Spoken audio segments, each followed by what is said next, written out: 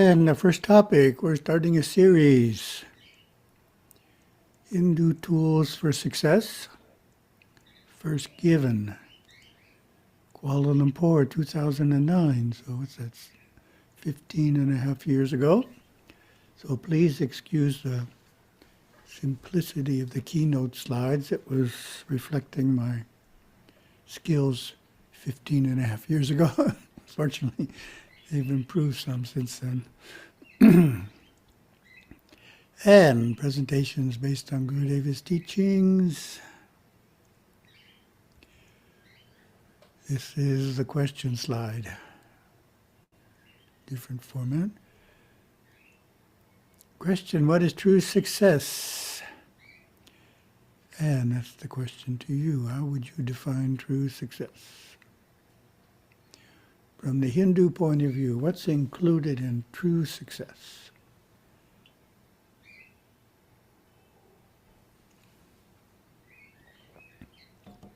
Clearly we need lots of money. That generally ends up first. What else? In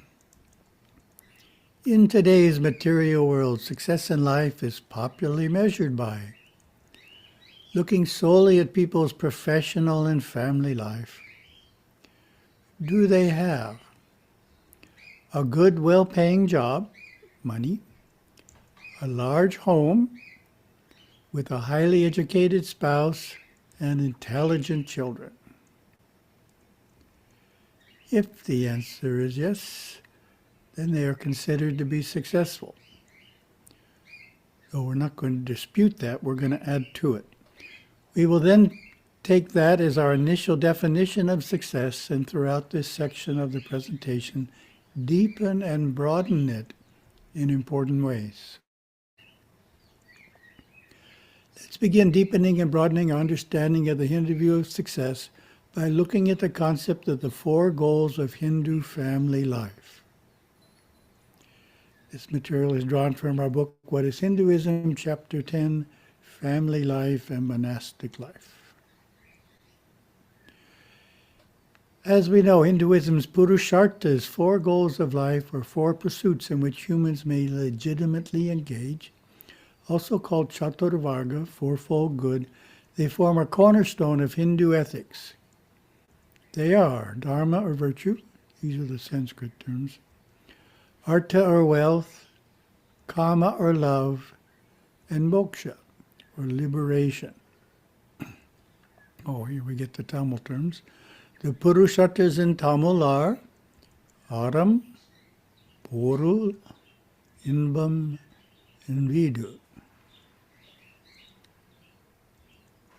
On occasion I am asked, I am a Hindu but don't know much about my religion. How would you define Hinduism? One of the answers I give to this question is to mention that Hinduism provides us with the 4 goals of life we have just reviewed. All religions believe in the existence of the soul and in an ultimate destination of the soul, though their concepts are quite different. The Hindu concept is, of course, moksha, that we are continuing to reincarnate on earth, punarjanma, until we experience God deeply enough that we are liberated from the cycle of rebirth, samsara.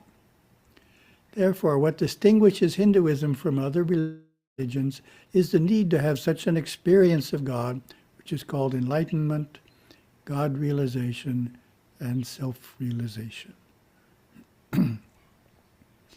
And we get Gurudeva's Nandinada Sutras on Purusharthas. Shiva's followers are ever mindful that life's purpose is to wholeheartedly serve God, gods, and Guru, and fulfill the 4 traditional Hindu goals: duty, dharma, wealth, artha, love, kama, and liberation, moksha. Those on the grahastha path of family life pursue all 4 goals, and the way they do so changes according to their age or ashrama in life.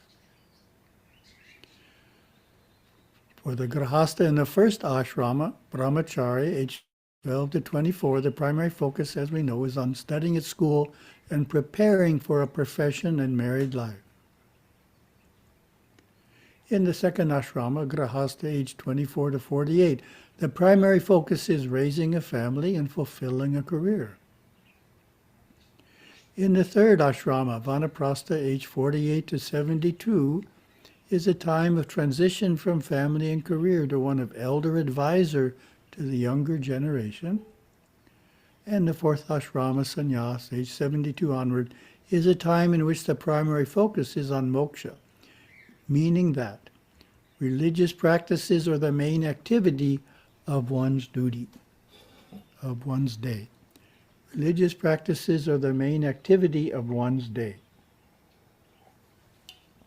So as I've mentioned before, the sannyasa ashrama doesn't automatically start at age 72.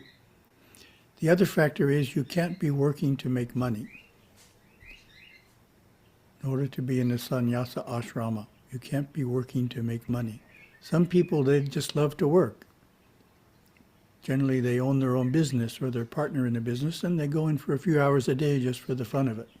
And they're age 75 or something. That's okay. That doesn't count. It's when you're working the normal 8-hour day, 10-hour day, still needing to make money. Sannyasa ashrama begins when that stops. Let's have a more in-depth look at the Purusharthas and take two of them to begin with. Wealth and love, known in Sanskrit as Artha and Kama. These two goals are actually common to all of mankind. Hindu families pursue the same ideals of success, family, and wealth as do families in Western society. If you ask anyone what they desire from life, except monks, of course, their answer will certainly include that they want to fall in love, get married, have children, and live a happy family life. They want to learn a profession so they can earn a good living and provide for their family a home and all the possessions that are needed. This, of course, is the essence of the ideal of wealth and love, Artha and Kama, common to all cultures. Artha is material. Artha is material welfare and abundance, money, property, possessions. It includes the necessities of life, food, money, clothing, and shelter, and extends to the wealth required to maintain a comfortable home, raise a family, fulfill a career, and perform religious duties. And next question to you. What did Gurudeva add to the concept of Artha to give it a broader meaning? So we've given the narrow meaning so far.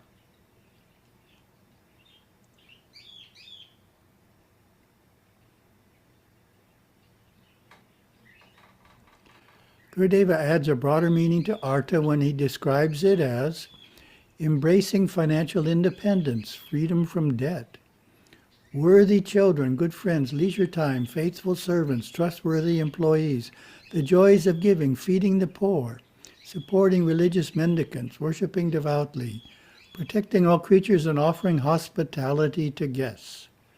In other words, Artha measures not only riches, but also the quality of life.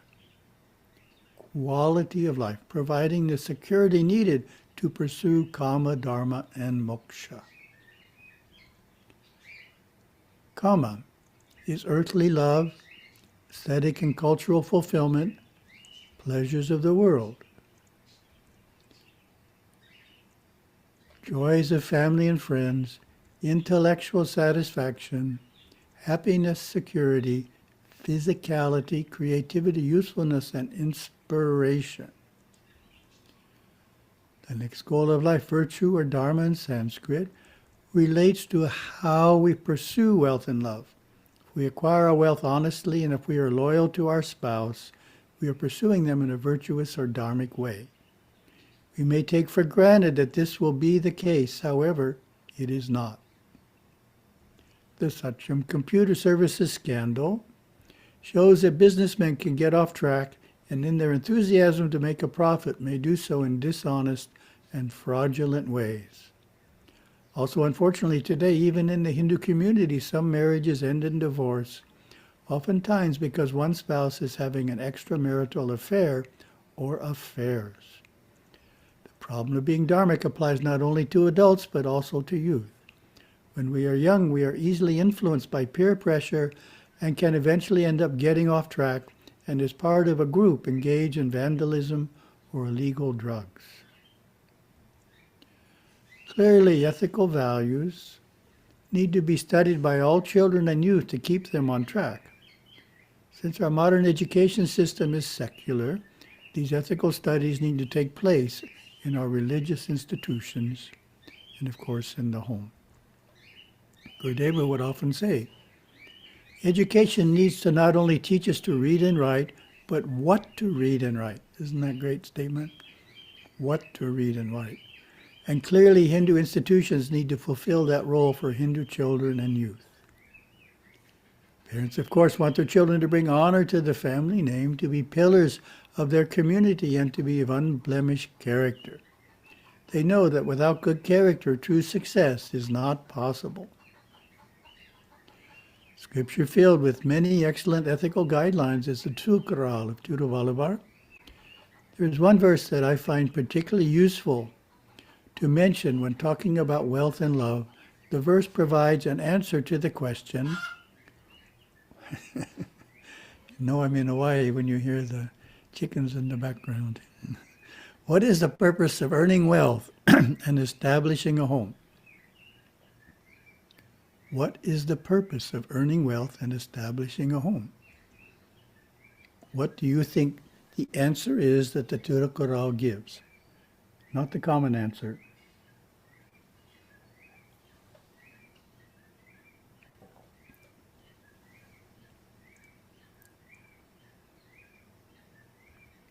Common answer, of course, would be something along the lines of to provide shelter, food, and the other necessities of life to our immediate family members, husband, wife, children, and any parents living with us.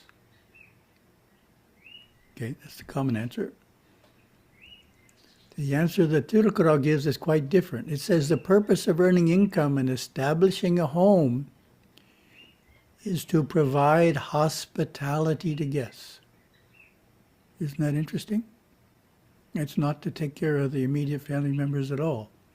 It's to be able to host guests. Very high-minded. Tirukural verse has expanded the Purushartha of Dharma beyond merely acting virtuous into the realm of giving, dana, helping others. Another way of stating the same idea is to say that from the Hindu point of view, success does not end with acquiring wealth, but extends into the wise use of that wealth to help others, including generously supporting our Hindu temples and other Hindu institutions. Hospitality is an important part of Hindu culture, and the spirit of it is captured well in the statement, the guest is God. This is the opposite of some homes in the West where the guest is an intruder, and the goal is to have him or her leave before dinner is served. Whereas the Hindu spirit is to try hard to convince the guest to stay for dinner. Ask once, and if the guest says no the first time, ask a second, a third, and even a fourth time. If the fourth request does not yield a yes, then you have done your duty as a good host. Thank you, Gurudeva. That's 4 times. Stay for dinner. One of Gurudeva's 99 sutras describes hospitality. Hospitality flows from Shiva's followers like sweet music from a veena. Guests are treated as gods. Friends, relatives, acquaintances, even strangers are humbled by the overwhelming, ever-willing attention received. In the Voices or Testimony section of What is Hinduism's Chapter 10, there is one personal testimony about hospitality. Grandma made a big point to us about hospitality. She took it as a spiritual duty to serve guests as if they were God. This helped a lot in tying her community together and gave the family a loving way to greet the outside world. If a guest comes to a family, even unannounced, atiti, he is invited in warmly and asked about his well-being. He is also served the best food in the house, even to the extent that family members may go hungry to ensure that the guest is well fed. Hinduism taught us the love of all living creatures. At lunchtime, my mother would say a silent prayer and set aside a portion to be fed to the cows. If a hungry man came to the door at mealtime, he was fed and given a few coins. Traditional grandma there, setting a good example. Besides hospitality, another traditional form of giving is self-denial, also called sacrifice. How would you explain the concept of self-denial?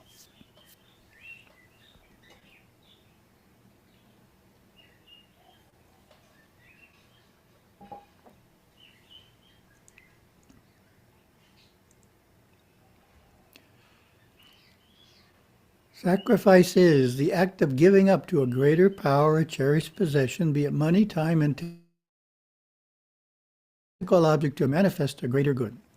Sacrifice is similar to charity, but has the aspect of doing without, some form of self-denial. An example is a husband and wife both skip a meal every Friday as an act of self-denial. They give the money saved to a Hindu home for the aged. It is also important to train children in self-denial. For example, instead of going out to dinner, you stay home, or instead of taking a fancy vacation, you go on a budget vacation. Have family discussions beforehand about what you are giving up and the spiritual benefits of this practice. Afterwards, discuss with the children how the money you save together will be given to a Hindu institution for a project that has special meaning to your family. Nice concept. In the Voices of Testimony section of Chapter 10, there's one personal testimony about sacrifice. Again, it's Grandma. My grandma never tired of reminding us that the Hindu religion always glorified sacrifice. It was considered heroic to make sacrifice for the family members. Hindu epics like Ramayana and Mahabharata purport that even great beings like Lord Rama and noble kings like the Pandavas had to endure trying circumstances and make sacrifices. So what's wrong if ordinary folks had to make some sacrifices, she would say. Parents often make great sacrifices to give a good education to their children. Many Hindu parents have gone hungry to afford quality education for their children. The children in turn curtail their freedom and luxury when parents grow old and infirm and need support from the younger generation. A Hindu never pities a sacrifice, but glorifies it with appreciation. End of testimony. A summary of all that is included in Dharma. The fulfillment of virtue, good works, duties and responsibilities, restraints and observances, that's yamas and niyamas, performing one's part in the service and upliftment of society. Continuing on, it includes religious disciplines and the pursuit of truth under a guru of a particular lineage, parampara, and tradition, sampradaya. It is the steady guide for artha and kama, and ultimately it leads the soul to moksha. Let's turn now to the fourth of the Purusharthas, moksha, which of course refers to liberation from rebirth on earth. Now, moksha is the one that's not really well understood, and that's understandable because of how it's described. Liberation from rebirth doesn't really help you understand how to achieve liberation from rebirth. Liberation, as defined in the lexicon of what is Hinduism, comes when? Threefold definition. All our karmas are resolved. Oh, this is the twofold definition. And God has been fully realized, enlightenment. Thus it is clear that the three goals of Dharma, Artha, and Kama are not ends in themselves, but they do provide the environment and experiences which help the embodied soul mature over many lives and attain an ever-deepening God consciousness. This God consciousness eventually culminates in moksha, in which the soul is liberated from the cycle of birth, death, and rebirth. It's like a graduation from the earth plane. A great saint of North India, Ananda Mahima, stated the goal of God realization quite beautifully. Man is a human being only so much as he aspires to self-realization. This is what human birth is meant for.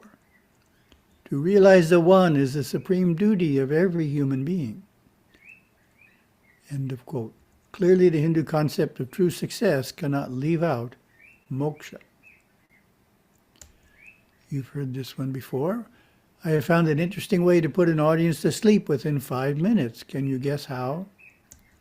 It is to talk at length about moksha. Why is this? It is because moksha seems so far off, something to be concerned about in a future life, something that is for monks to think about.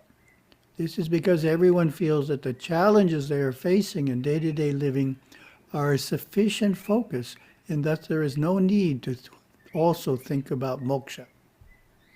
Good point. Life is pretty overwhelming on many days.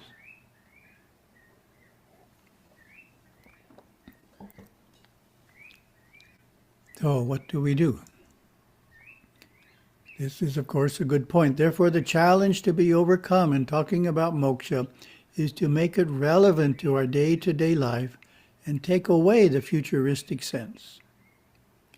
The way I do this is to refer to moksha as the destination and then spend the rest of the presentation on moksha describing the journey that leads to moksha. So that's what we need to focus on, the journey that leads to moksha. To begin describing the journey, here's an analogy that compares the spiritual path to dance. You all know.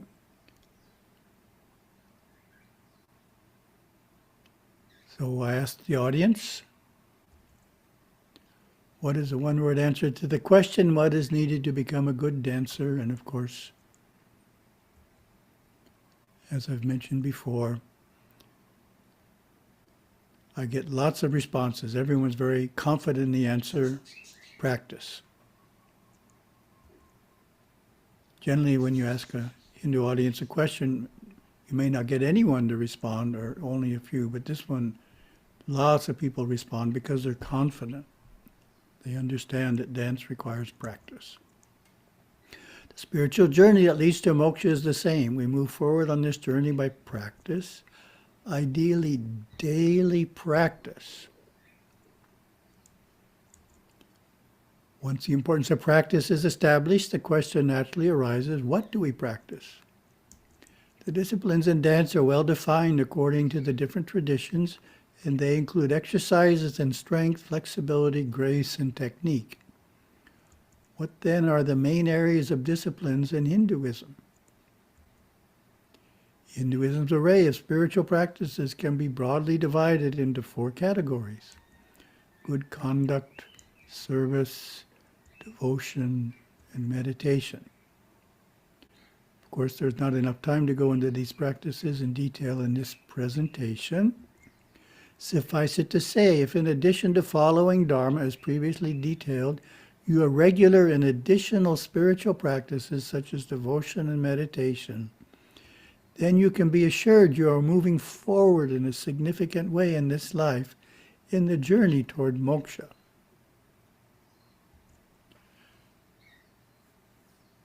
To summarize this section, true success includes making achievements in all 4 goals of life: Dharma, virtue, artha, wealth, kama, love, and moksha, or liberation. Such individuals have developed good character and share their wealth with others, and thus are considered pillars of the community. They are also serious seekers of the within through their regular devotional and or meditative practices. And that what distinguishes Hinduism from other religions is that we are striving to achieve moksha, liberation from the cycle of birth and death on earth, through a profound personal experience of God, which of course is what mysticism means. This experience is called God realization, self-realization, enlightenment. Success in this goal in life is measured in moving significantly forward in the journey towards moksha through regular spiritual practices. In other words, it takes many lifetimes of striving for moksha to actually achieve it. As moksha takes many lives to achieve, it is important that you remember to enjoy the journey. In other words, sometimes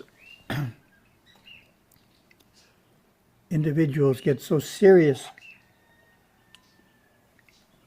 about their practice and making progress, they stop being joyful. They're too somber. So I like to say, you can be strict with yourself without being somber. Be strict and be joyous. Don't be somber and joyous. As Gurudeva says, life is meant to be lived joyously. There is in much of the world the belief that life is a burden, a feeling of penitence, that it is good to suffer, good for the soul. In fact, spiritual life is not that way at all. Thank you, Gurudeva. Spiritual life is not that way at all. Okay, how are we doing here on time? Going longer than I thought it would. So that's a 5-part series. It has a summary of what we covered today, so those who missed today, if they come next time, they'll catch up. 64 character qualities from our workbook. We are up to J. Oh, interesting. Joyfulness ties in. Joyfulness is a 34 character quality. How would you define joyfulness?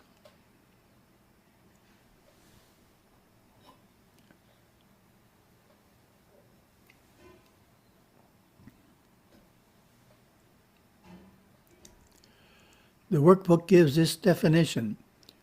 Joyfulness means being positive and happy. I develop this virtue when I maintain a jubilant, cheerful attitude in all situations, even the most challenging. The opposite is sadness. And in Gurudeva's quotes here, this joy we seek is the joy of fullness, lacking nothing. Life is meant to be lived joyously. There is in much of the world the belief that life is a burden, a feeling of penitence, that it is good to suffer, good for the soul. In fact, spiritual life is not that way at all. So that's the same quote that was in the last one, and there was no intention to link these two, it just happened. Look into your mirror. Your reflection is your subconscious mind objectified. Find out what is holding you back. Face yourself and find out what is keeping you from expressing the great things which are within you here and now. Learn to work for work's sake, joyfully, for all work is good. Reflection, take a moment to identify a few ways in which you can improve in joyfulness.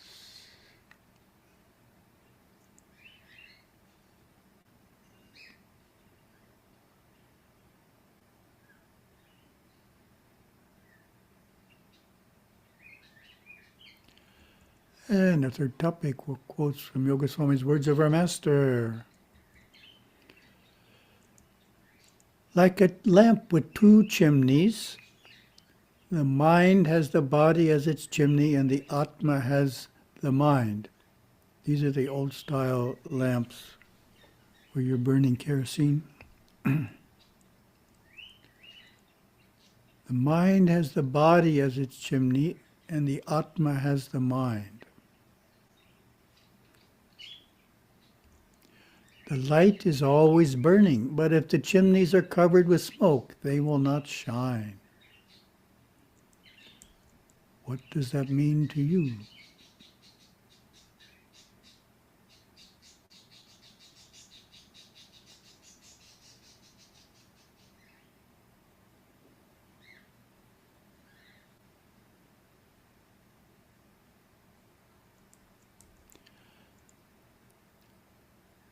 My thought, the soul is fine. It is what surrounds the soul, the mind, that needs to be purified. And that's the point of lots of Hindu practices. Purify the mind. because the chimney has soot. I need to take the soot off the chimney. If we put into practice the little we know, that is enough. We will come to know everything in that way.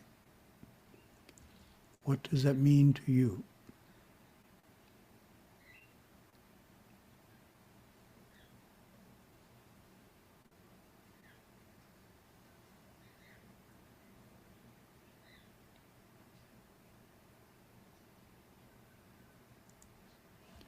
My thought, don't wait on starting your practice because you think you do not know enough.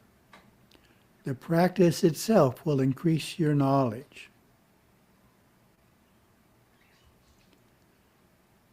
And the last quote, the way is very long. You must go forward slowly, keeping to the path and not walking on the thorns by its sides. What does that mean to you?